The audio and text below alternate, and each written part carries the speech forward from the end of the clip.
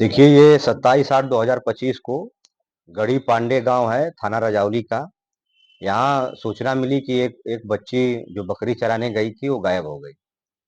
इस सूचना पे तत्काल थाना पे अभियोग पंजीकृत करते हुए इसमें हम लोगों ने विवेचनात्मक कार्रवाई आरंभ की और उस बच्ची की खोजबीन की गई। जहाँ बच्ची बकरी चराने जाती थी वहाँ आसपास सघन तलाशी की गई। वहीं पास में ही एक बाजरे का खेत था, वहाँ बच्ची का शव मिला। गले में रस्सी लपटी हुई थी और उस पे 2 गाँठ थी। गला उस रस्सी से ही गले में लपेट के हत्या की गई थी। इसमें हम लोगों ने तत्काल इसको मृत्यु का समय आदि जानने के लिए पीएम पंचायत हेतु इस बच्ची के शव को हम लोगों ने भेजा। उचित धाराओं में इसमें तरमीम करते हुए इसमें विवेचनात्मक कार्रवाई आरंभ की।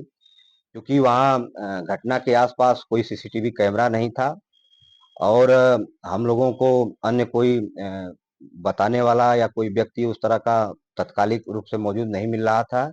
इन सभी परिस्थितियों को ध्यान में रखते हुए टाइमिंग फिक्स की गई कि कब बच्ची आई थी और कब ये घटना हुई होगी। इस बात को ध्यान में रखते हुए उस गांव से और आसपास उस रोड से गुजरने वाले कम से कम 15 से 20 लोगों से हम लोगों ने सघन पूछताछ की, कुछ गोपनीय जांच पड़ताल भी की गई।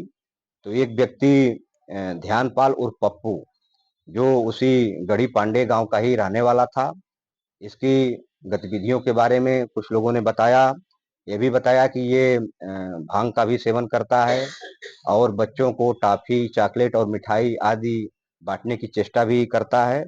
और ये भी जानकारी मिली कि ये बच्ची चूंकि बकरी चराने लगभग डेली ही वहीं आया करती थी, तो ये व्यक्ति कई बार उस बच्ची के पास बैठा हुआ भी मिला है, मोबाइल आदि देखने के बहाने। इस बात की जांच पड़ताल की गई और पुनः इस व्यक्ति की तलाश की गई। ये व्यक्ति मिला। इससे जब पूछताछ की गई, कड़ाई से पूछताछ करने पे इसने पूरी घटना को किया जाना स्वीकार किया।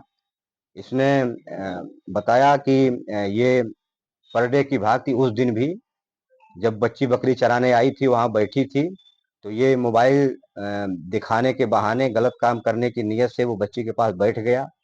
बच्ची ने इसका विरोध किया और ये भी कहा कि मैं अपने माँ बाप को बता दूंगी, तुम हमको परेशान करते हो डेली आकर।